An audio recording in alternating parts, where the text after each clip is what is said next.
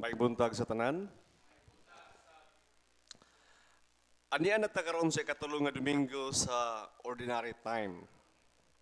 Paspas kay ang panahon human sa pagsaulog nato sa Christmas atong gisaulog ang the season of Epiphany, Epiphany Sunday.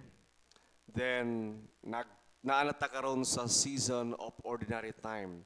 Panahon na sad aron motubo, panahon na sad aron mobiyahe, panahon na sad aron mamunga. Kung ikaw na ay motor, na ay musakinan, o kung diha ka sa highway, unya mag-green na gali ang light, dili pwede nga magpabilin ka diha sa dalan.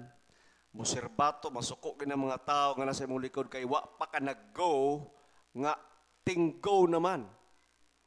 So pareha usab ka nato, ang uban nga mga Kristohanon, ato mga igsoon, dili sila magmalipayon kung naay mga igsoon nato nga magtinapulan. Pag-go, pag-forward sa atong kinabuhi kay karon nga season of kining ordinary time is the season for growth and to move forward and to go forth. Mao bitaw nga ang color sa among istula unsa naman? Green. Ang color sa atong altar green. Makita ninyo, no? So it's about time to grow, to go, and to move on.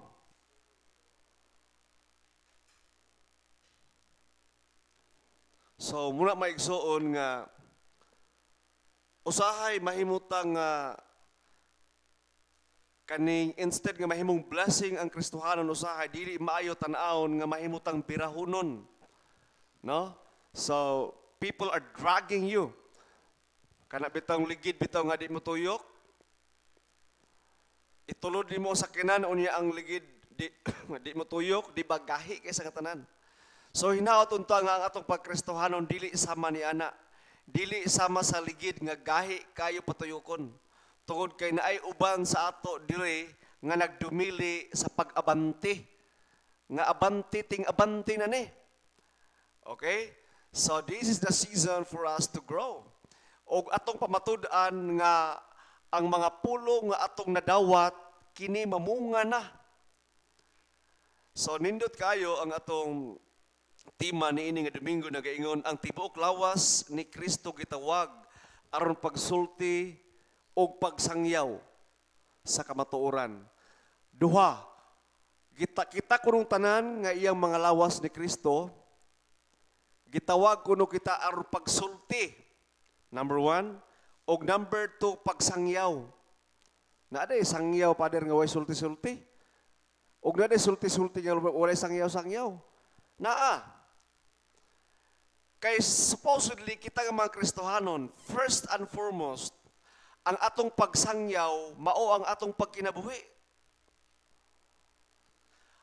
Makita pa lamang sa atong mga silingan, sa atong mga higala, sa tao nga nagpalibot kanato, nag-unsa ta pagkinabuhi isip Kristohanon, mas maayo gyud nga ang atong pagkinabuhi sangyaw na ni. O kung gikinahanglan bula-bula. Kung gikinahanglan magsangyaw ta pinaagi sa pulong. But first and foremost, it is a lifestyle. Atong natural, dili pinugos o dili tigpakaron ignon nga nagkunuhay buotan ta. Kung dili natural ug makita sa uban nga nagmabungahon kita. Mao kana diha ang ingon nga pagsangyaw pinaagi sa pagsulti or ang tibok lawas ni Kristo gitawag aron pagsulti o pagsangyaw sa kamatuoran. Maigsoon, kinsa man ni ang lawas ni Kristo nga gisgutan diri sumala sa atong ebanghelyo. Sumala sa atong ikaduhang pagbasa, klaro kay sang tanan nga kita kunong tanan kabahin sa lawas ni Kristo. Dili ka makaingon nga ako ra ang kalawas ni Kristo. Or kamura diha mga clergy, mga lawas mo ni Kristo. Unsay giingon sa Biblia sa ikaduhang pagbasa? Kitang tanan. Tingnan imong abay, ikaw kabahin sa lawas ni Kristo.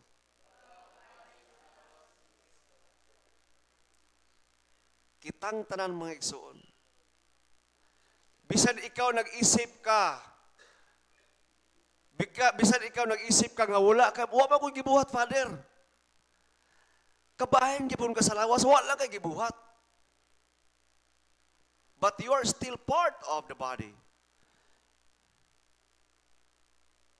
Bisan pag wa ka nagsimba karong adlaw, kabahin gyapon ka sa lawas ni Kristo apan wa lang ka nagsimba karong adlaw. Bisan magpabadlong ko, Father? Oh. Kabahin ka sa lawas ni Kristo nga badlungon. So kitang tanan, dili gi ka makaingon nga dili ta miyembro ni ini nga pamilya. Apan paunsa gid nato maklaro nga kita miyembro ta ni ini nga lawas.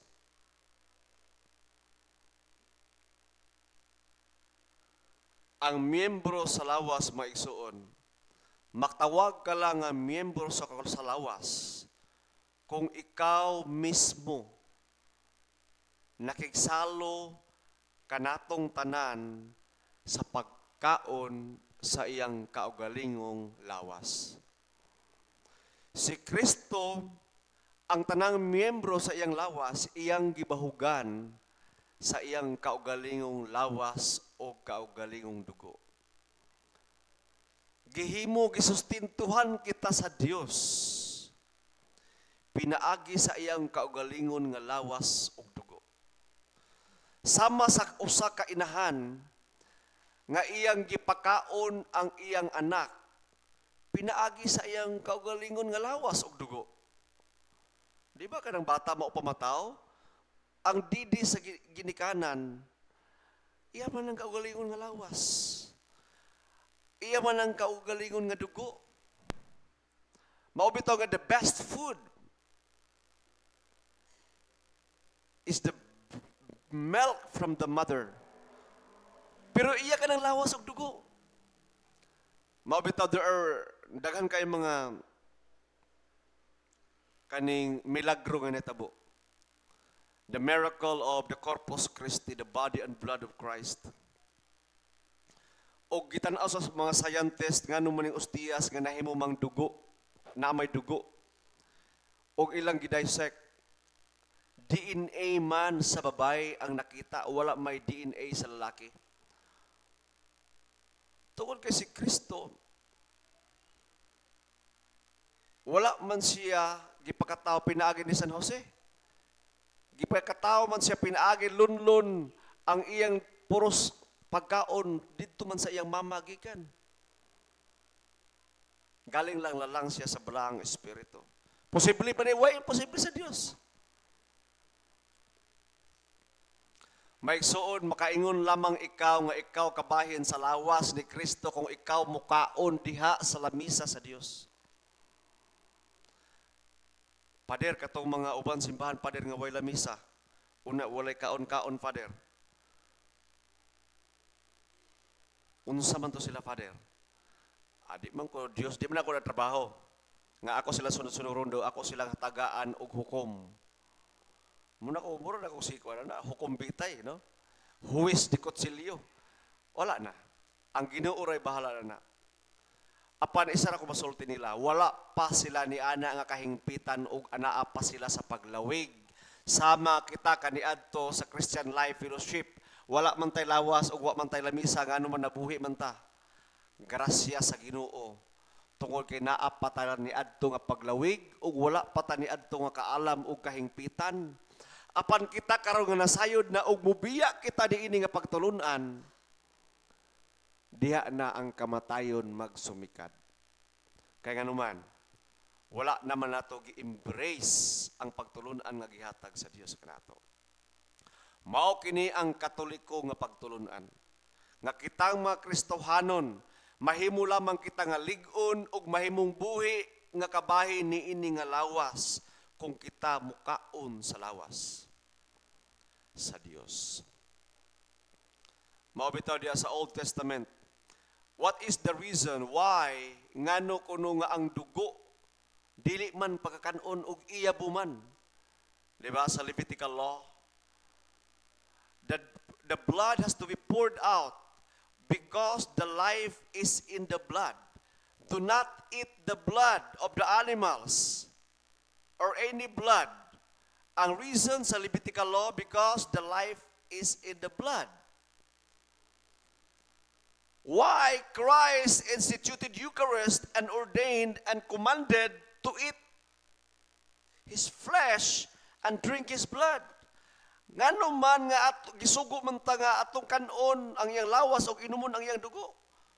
For the very same reason, because the life is in the blood. Ang kinabuhi naa sa dugo. Og ang dugo ni Kristo naa diha ang kinabuhi. Amen ba? Maigsoon, mahimo lamang kita nga himsog gakabahin sa lawas na Kristo. Kung kita makig-uban sa atong maigsuon o maig-ambit diha sa iyang lawas ug dugo. Kitang tanan mahimo lamang epektibo nga kabahin niini nga lawas. Apan subo sa padalundungon maigsuon. Nga sa diya si Kristo, niadto siya sa sinagoga o gihatag ang basahon sa sinulat ni Propeta Isaias. Nakoy nabasa nga usa ka theologian. He lives in Jerusalem, he writes many books. He's a very good theologian. And he explains so well, ngano kuno si Kristo magbalik-balik, nahimo mang batasan ni Kristo kung muagto mo siya sa Nazareth, nga layo man ang Capernaum, mubiyahe man ka isa ka adlaw kapin. Muagto ka lang Capernaum, because Christ was living in Galilee, in Capernaum. O ang Nazareth, layo na siya, nga province. Ngano muagto mo dito si Kristo sa Nazareth, matod sa atong ebanghelyo, mipauli si Jesus sa Galilea, diha kaniya ang gahom sa Espiritu Santo. Mikaylap sa tanang kasikbit nga dapit ang balita tungod kaniya. Okay? Unya miadto si Jesus sa Nazareth, diin siya magdako. Ug sumala sa iyang naandan, miadto siya sa sinagoga sa adlaw ipagpahulay. Sama sa naandan. According to him, tungod kay sigig sunugon ang Torah or ang scripture kaniadto. Gikan pa siya sa lain-lain nga, just like gikan sila sa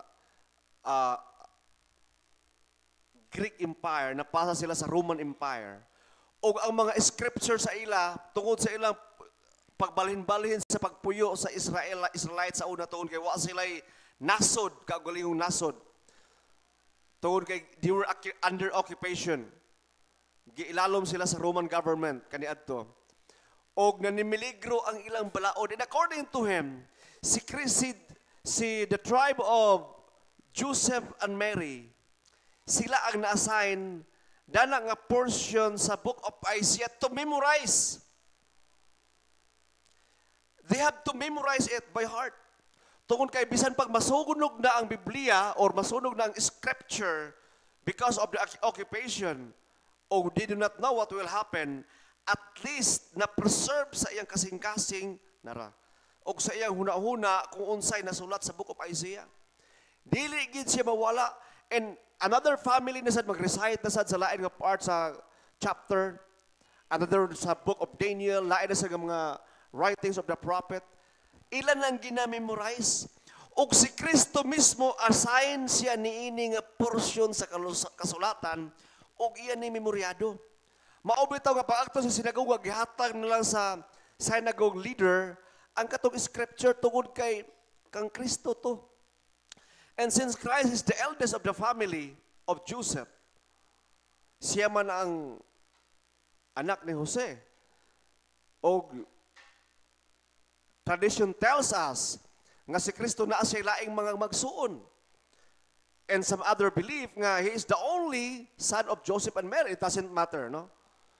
Tungod kay naamay, according to tradition, si Joseph naapod siya old nga naikaraan siyang mga anak, no? Sa iyang unang asawa. according to tradition. So muto siya Jesus brothers of Jesus. But he is the eldest of Joseph and Mary, Jesus Christ. O siya ang naasayang na magbasa niini. That is why sa iyang pagbasa, matingala ka kay humanyag basa, unaw, paminawan niyo sa 17, Lucas 4:17 niingon. Ug gitunol kaniya ang basahon nga gisulat ni propeta Isaias. Gibukhad niya ang nilukot nga basahon ang scroll ug unya gibasa ang dapit diin kini nasulat. Ang espiritu sa Ginoo ania kanako.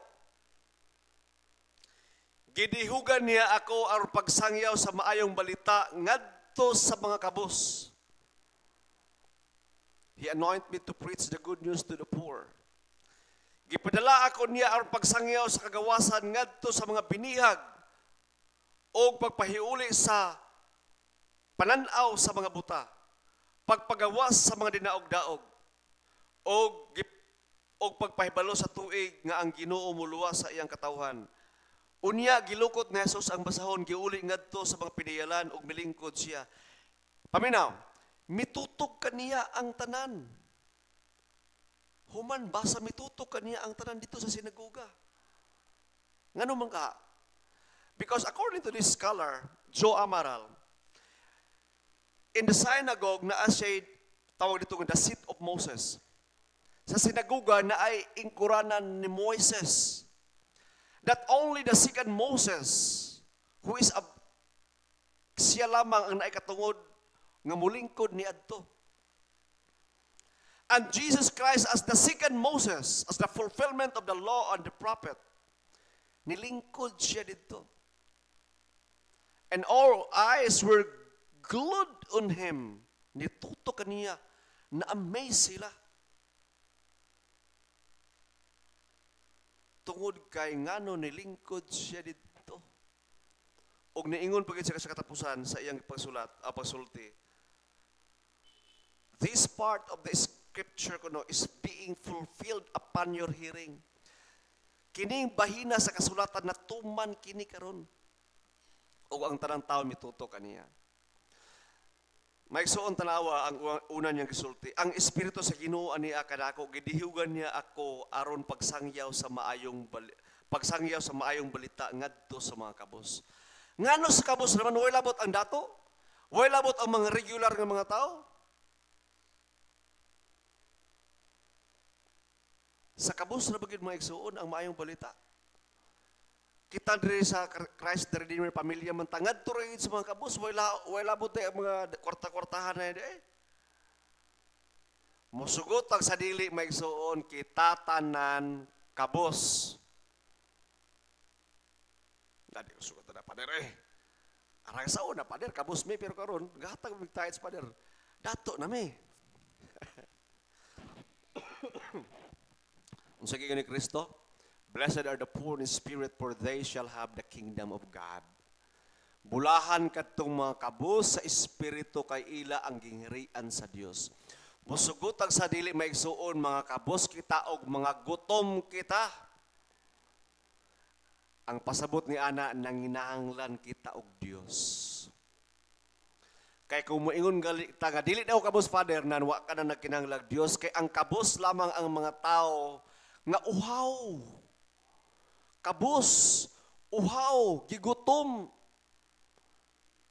Mga tao nga nagkinahanglan kaayo sa Dios. Mauna nga kinahanglan importante nga kanunay uhaw, gutom ug kabus kita.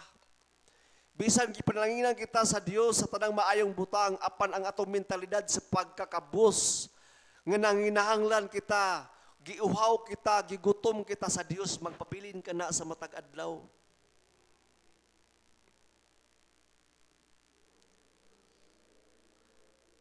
Gipadala niya ako aron pagsangyaw sa kagawasan ngadto sa mga binihag. He sent me to preach the good news to those who are captives. Kabalo mo ta maigsuon nga daghan kanato diri ang mga piniriso. Wala man ta sa silda silda 24, silda 5, ug wa man ta sa prisuhan diya sa detention apan naay mga Kristohanon nga dili tuod sila piniriso nga pisikal apan nagkinabuhi sama sa usa ka piniriso. Nagpabilin nga gapos sa utang. Di ba?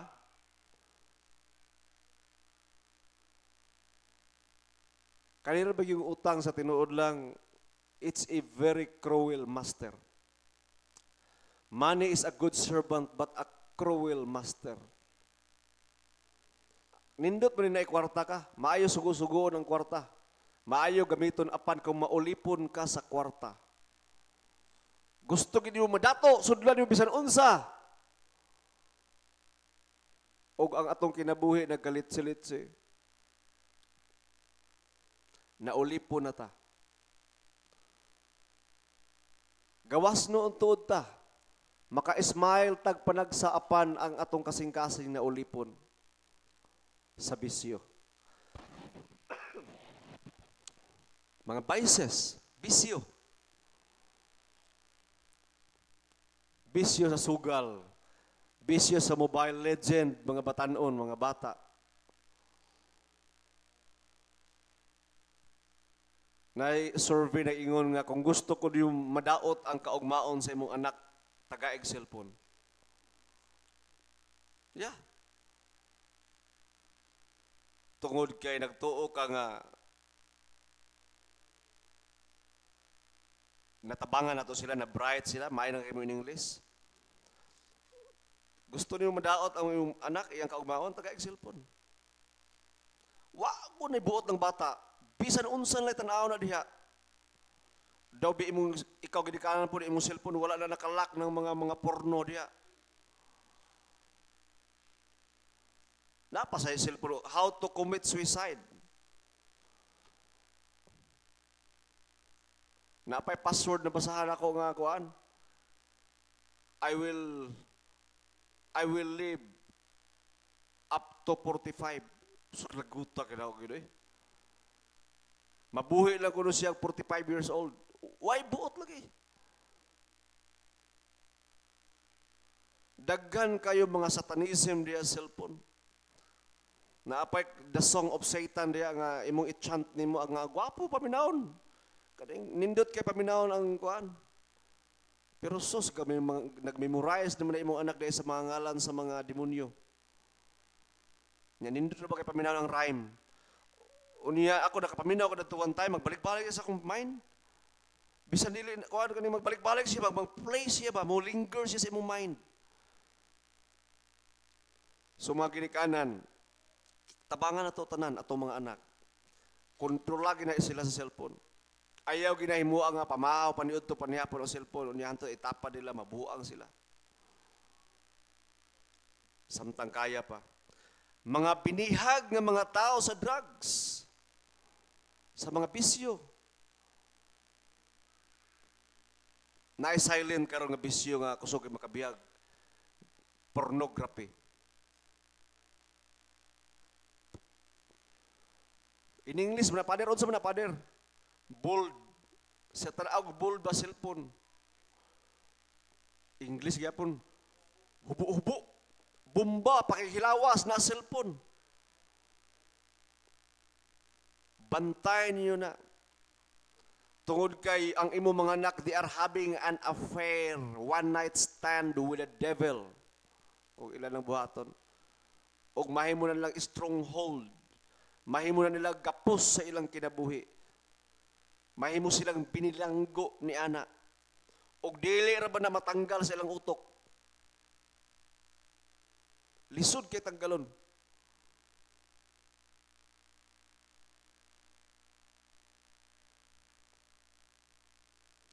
Pagpahiuli sa pananaw sa mga buta, to restore the sight of the blind.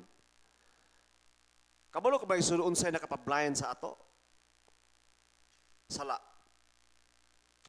Ang makapabuta sa tao nga dili ta makita sa mga maayong butang ug mga pagbadlong sa Dios, sala. Ang buhaton sa sala sa tao is isyat niya ang imong senses. Himuon ka niya nga murag way nasayod, pero nasayod na ang tanan. Inaana ang sala. That is one works of the devil. Himuon ka niya nga bastos.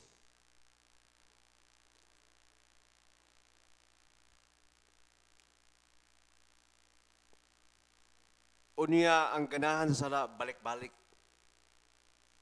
Repeat order. Pagkahurot, balik na sad. Na-repeat buying ba? Dili kay one big deal bitaw. Isa lang ka deal, no. Mao ka na ang sala maigsoon. Labi ng scatter, kadula pa mo scatter, biyain nyo na.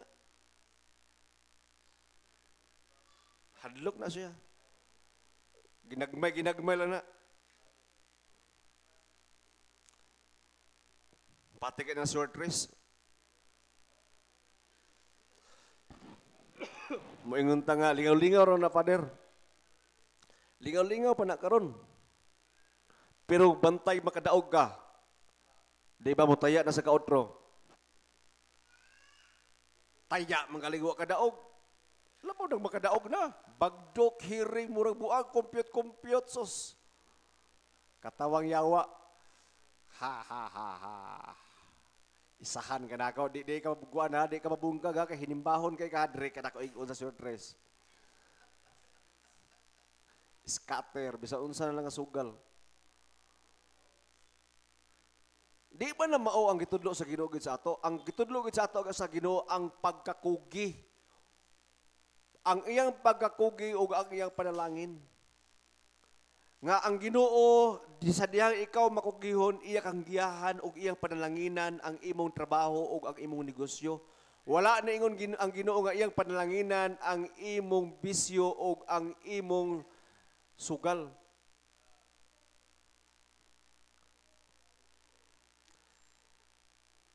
Maigsoon, subo palandungon. Inanin mo gud ni. Kabayan man ta sa lawas tanan. Dili gid ta makapangsyon kung naiuban sa ato diri nga di gyud makasabot og di gyud makakita.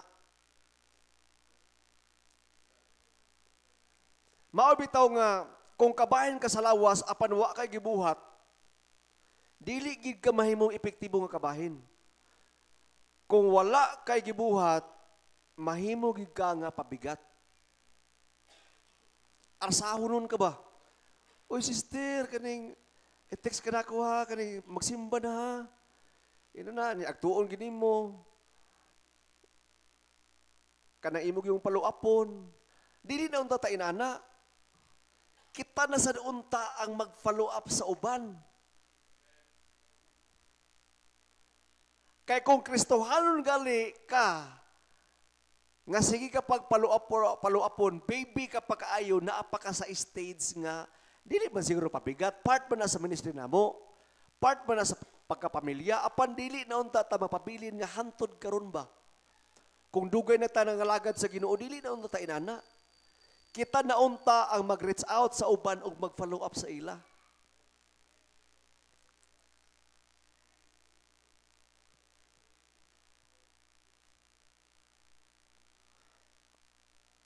Si Kristo usab commission us sa pagpagawas sa mga dinaog-daog. O pagpahibalo sa tuig nga ang Ginoo muluwas sa iyang katawan. Maigsoon 2025, muning tuig nga ang Ginoo nagluwas kanatong tanan. Dugay naman tagiluwas, Father. We need to embrace and receive the saving grace of God every day. Sa mga ang pagkristohanon, it is a daily decision. Adlaw-adlaw nga pagdesider nato nga mosunod ta ni Kristo. Abi ko man, Father, nga ang pagkristohanon kaisara na.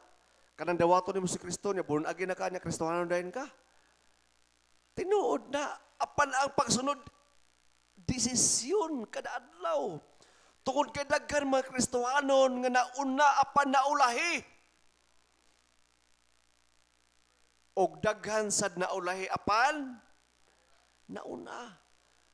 Tungod kay niundang sila pagdesider, nagtinapuran sila. Niingon sila, Kristohano naman ko, diri lang sa ako. Basa lang ko og Biblia, tanaw lang ko og live streaming, dili man sa ko mamakak, di sa ko mangaway, wa sa ko'y kontra. Okay ra ko sa Ginoo, dili ko sa balay. Me and my Bible, wala ko na makak, wa ko'y kontra. Kaya ko sa simbahan ko, Father, dagantang makita diya gadi maayo, makasala na hinuon ta, Father. Di ba? Mauna mga pasumangil sa mga Kristohanon nga tapulan. Kanang dili na musimba ba kay makasala na hinuon. Unsa ka na nga utok? Unsa may purpose lugar nga gisugo ta sa Ginoo nga magtigom, do not forsake the assembly of the righteous. Ayaw ninyo unda nga ang panagtigom sa katawhan ay panagtigom sa mga matarong. Mao bitaw nga na sinaguga na ay templo kaniadto kay para ang pagsimpak mahimong katilingbanon. Dili makamaingon nga ikaw ra ang lawas ni Kristo o kami lang ang lawas ni Kristo, kita mang tanan. Mike Soon, musulti niyo dani. Gahi gid kayo ang pag-uswag ni ining pamilya kung kitang tanan dili ta mo commit sa ministry. Supposedly kitang tanan mga Kristohanon nga naa karon diri sa Cathedral of Christ the Redeemer, dapat naagid tay ministry.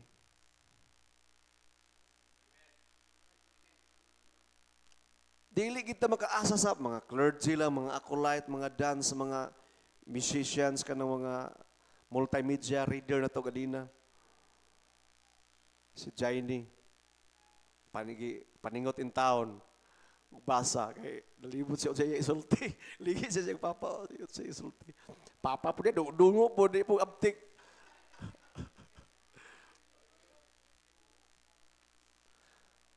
May soon, hinay kayo ang growth na to. Kung kitang tanan ba, mga ligid ta, unya na iligid nga dili mo tuyok. Unya birahunon pa, unya tulurunon pa. Aspas, kinsa diri sa ato, may palayo ko pataas. Kinsay nahimo ng kabahin ni iglesia nga sobrang ng tuig, diri. Palayo ko pataas, sobrang tuig na. Oh. Okay. Katong less than 1 year diri nga miyembro, exempted pa mo. Pero katong niabot tag 1 year, the more na gid niabot og 3 years, supposedly kung 3 years na tagalid na ta. Sabang nga mga si Kristo, 3 years ang iyang ministry sa kalibutan, sa pagsugod niya dito sa Galilee, sa Cana of Galilee, or kini nga pagbasa sa Ebanghelyo, nagsugod siya sa iyang ministry for 3 years. Gilansan siya sa cross, nahuman ang iyang trabaho. O ang iyang mga disipulo, ang iyang mga tinun-ang nga kuyog-kuyog niya kanunay, nahimo na sa equip nga mga tao, nga andam na sila. So kung ikaw, Kristohanon, sobra ka na 3 years, supposedly leader na ka.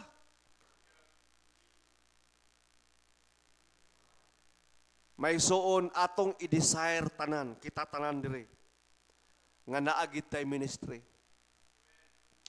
Unsa may ako ministry, Father? Pangayua sa Ginoo. Kay dili lagi ka mahimong maposlanon nga Kristohanon kung wa kay buhaton. Unya, pag abot atong langit, mangutana ang Ginoo. Di ra ba kita makaingon, Father? Dili ra ba makaluwas ang maayong buhat? Oops, ay ko ginanaa. Kay unsa ingon ni St. James, ang pagtuo nga walay buhat, tiyaw mo na. Importante ang pagtuo o ang atong buhat.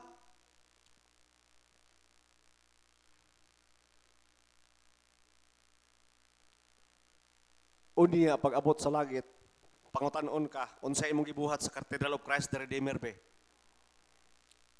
Okay lang mo mga multimedia, kaya multimedia, kuan, Yor Pedro. Dance ko, ana. Pero katungwag yun. Tigpasina ro gid sa bangko sa kuan. Di ba? Muna may suon, okay ba nga kitang tanan? Isip man nagsuon og kabahin ni ini nga lawas ni Kristo. Naatay buhaton. Amen ba? Mauna nga sugod karon kitang tanan mo kuwa mo ministry, wa pa mo gibuhat, wa pa mo katungdanan sa iglesia. Pangayuan ninyo sa balaang espiritu. Maunang giingon sa Dios nga bisan unsay inyong pangayuon sa akong ngalan akong ihatag. Kada siya nga word nga bisan unsay atong pangayuon iyang ihatag. Kung mangayo ta para sa kaayuhan sa iglesia, para sa iyang lawas. Nga Lord, unsay ako mabuhat, Lord. O ang Dios magpadayagid sa atong kasing-kasing. Makiistorya gid kanato. May suon, again, mapamatud-an lamang nga kita managsuon. O miyembro ka ni ini nga iglesia. O kabahin ka ni ini nga pamilya. Again, ako utrohon, kung ikaw mukaon sa pagkaon nga gibutang sa Dios ni ini nga lamisa, mao kana ang iyang lawas o ang iyang dugo. Amen. Palihog manindog.